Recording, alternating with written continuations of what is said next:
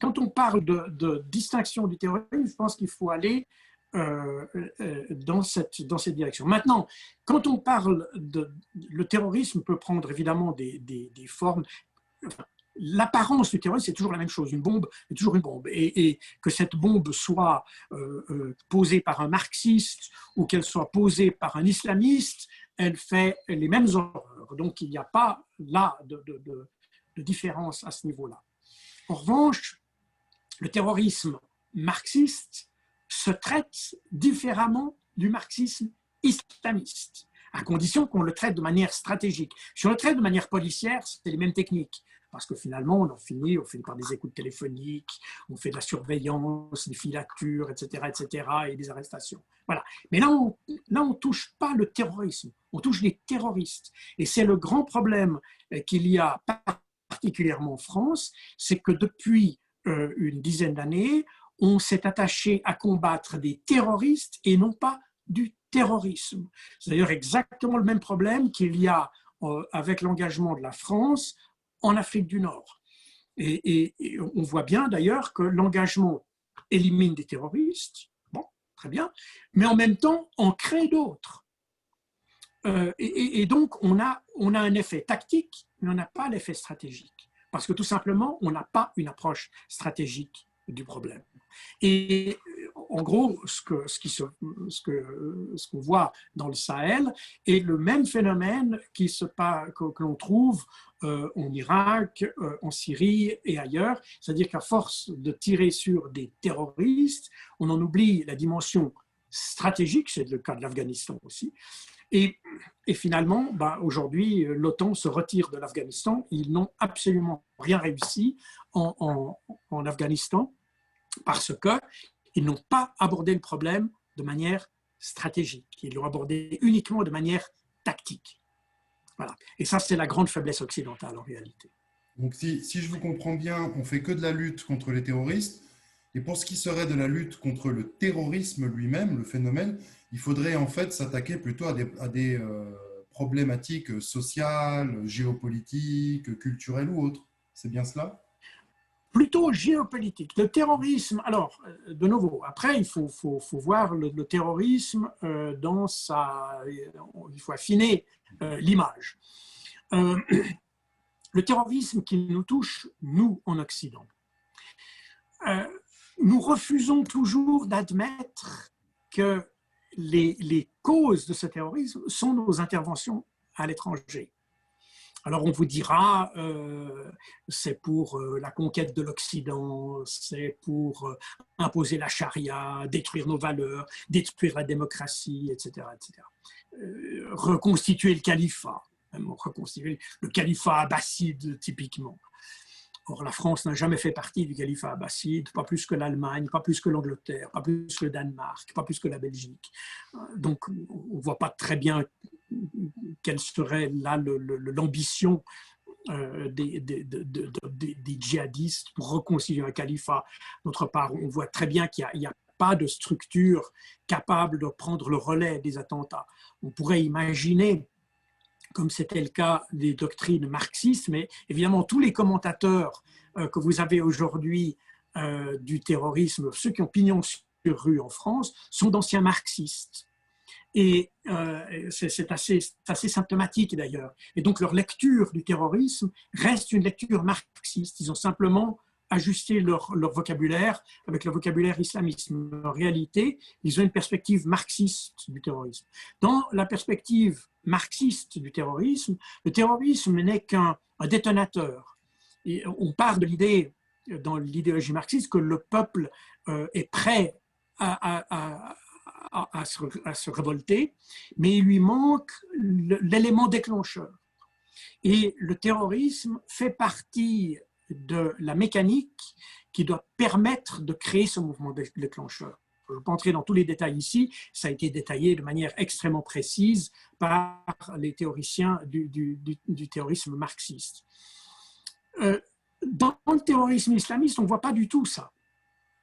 On voit d'ailleurs très bien que la population musulmane en France, par exemple, n'a aucune intention de se révolter. Il y a oui, vous allez me dire, il y a des zones de non-droit, des choses comme ça. On est d'accord, mais ça, c'est généralement des gangs qui rackettent littéralement des zones. Mais il n'y a pas une population musulmane qui est prête à, à, à surenchérir par rapport aux attentats islamistes pour prendre le relais et enclencher un mouvement révolutionnaire. On voit d'ailleurs très bien que des mouvements, par exemple le mouvement des Gilets jaunes, qui auraient pu être des éléments d'amorce de mouvements révolutionnaires, ont surtout mobilisé, j'allais dire, excusez-moi, des blancs, mais pas de la population musulmane a très peu mordu à ce type de révolution. Donc, on voit bien que les terroristes djihadistes n'ont pas de relais dans la population. Et ça illustre d'ailleurs le propos d'un terrorisme qui a des objectifs stratégiques très précis, mais qui ne sont pas d'occuper le monde, de transformer notre société, etc. Le problème est qu'en France, on a tendance à mélanger les problèmes communautaristes avec les problèmes de terrorisme. C'est l'affaire de Conflans-Sainte-Honorine n'est finalement que la pointe d'un iceberg, car il y a des problèmes de radicalisation, il y a des problèmes je parlais de zones de non-droit tout à l'heure, donc une forme, j'allais dire, ce que Emmanuel Macron appellerait de manière un peu maladroite, mais voilà, on va employer le terme séparatisme, il y a ces éléments-là. Mais ça, ce sont des éléments sociétaux. Ce sont des éléments sociétaux. C'est la faillite d'une politique d'intégration. Enfin, il n'y a pas eu de politique d'intégration pendant des années. Voilà, on a simplement, on est parti simplement de l'idée que les gens qui venaient là adoptaient les idées, le mode de pensée, la sensibilité des Français, point barre. Voilà. Le problème est que d'ailleurs, on voit très bien que ces phénomènes communautaristes se sont développés sur ça, pour ça qu'il y a des passerelles avec les éléments terroristes. Parce que ce communautarisme s'est développé au début des années 2000 surtout. Et pourquoi? Eh bien parce que c'est là où les Occidentaux ont commencé à faire des guerres au Moyen-Orient. Et des guerres très meurtrières, parce que ça, évidemment, on ne sort jamais nos chiffres sur les victimes de nos bombardements, de nos frappes, etc.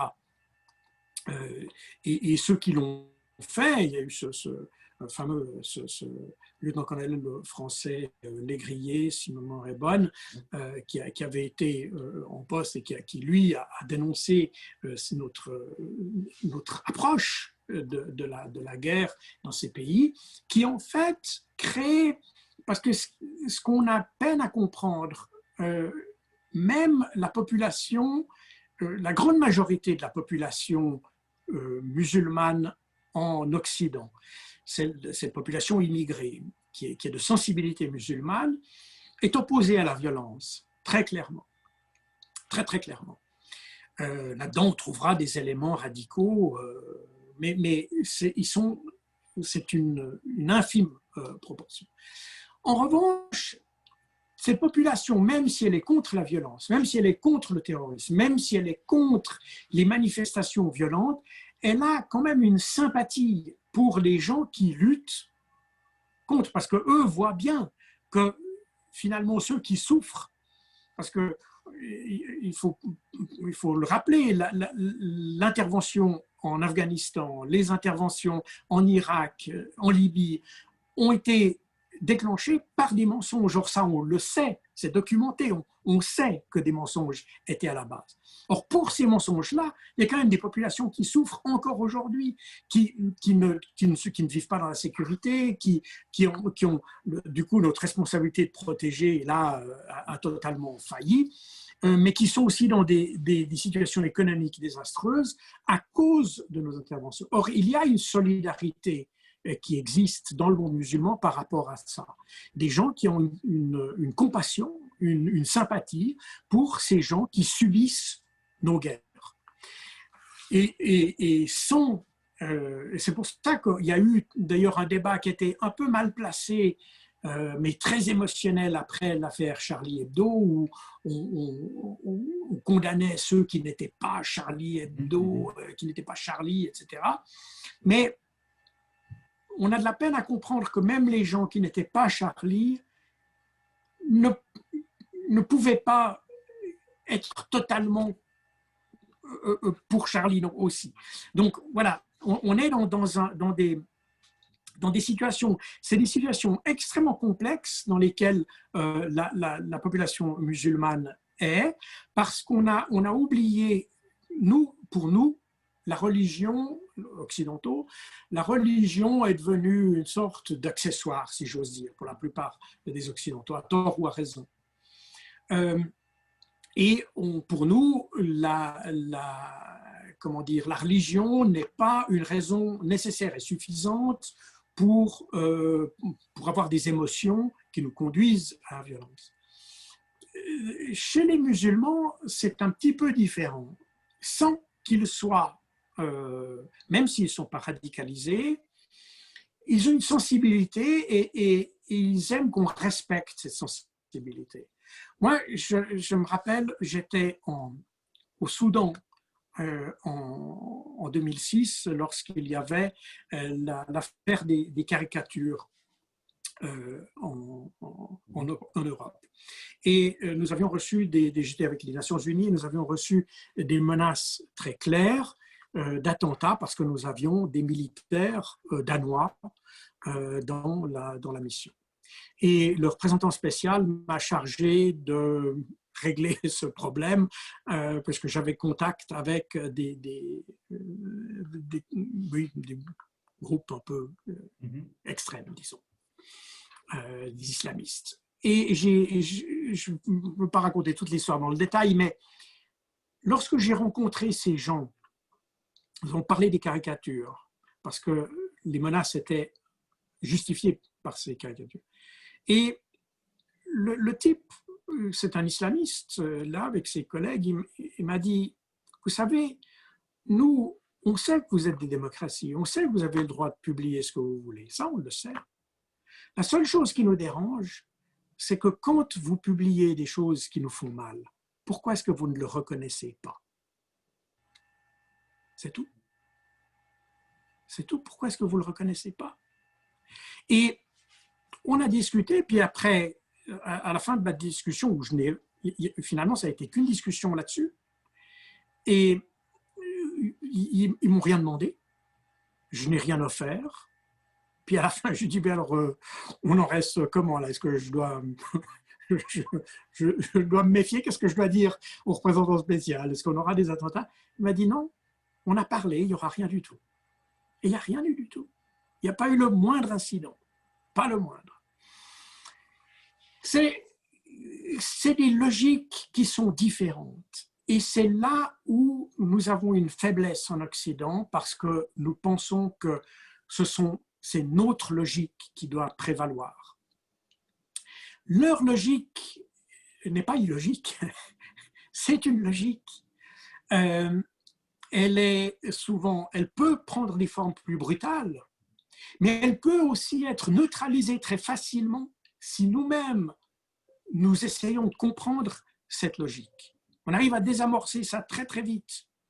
Très, très vite. Et sans mettre en question nos libertés d'expression, nos libertés fondamentales, nos droits, etc. Tout ça est un détail, si j'ose dire. Enfin, ce n'est pas un détail dans le fond, mais c'est un détail dans la manière de résoudre ces problèmes de violence. Ces gens sont prêts à le croire. D'ailleurs, la plupart des populations immigrées en Europe sont venues dans les années 60 et tout s'est passé très bien pendant des dizaines d'années. C'est à partir du moment où on est allé faire la guerre chez eux que eux-mêmes se sont sentis, ils ont serré les coudes, qu'ils se sont serrés les coudes d'une certaine manière. Le radicalisme, c'est ça. Et il y a quelques années, j'avais fait partie d'un groupe de travail de l'OTAN sur la psychologie des terroristes, et on était arrivé effectivement à cette même conclusion, c'est-à-dire que la radicalisation, c'est simplement le résultat d'un ras-le-bol, d'une sorte d'indignation qu'on a par rapport à ce que se permettent les Occidentaux. On se permet des choses qu'eux ne peuvent pas se permettre, si je peux dire ça de manière un peu simple. Et c'est là-dessus qu'il faut travailler. Si on travaille là-dessus de manière plus habile, est-ce que vraiment on est obligé d'être en Syrie pour régler le problème syrien? Voyez, est-ce que vraiment on a besoin d'être en Afghanistan pour régler le problème afghan? D'ailleurs, maintenant, la question ne se posera plus puisque pratiquement les talibans nous ont mis dehors. Donc, la question, c'est est-ce que notre approche fait du sens? Est-ce qu'on ne pourrait pas obtenir le même résultat avec d'autres moyens qui finalement satisfont nos objectifs sans provoquer leur indignation? Voilà, en fait, comme ça qu'on devrait envisager ou aborder la question du terrorisme.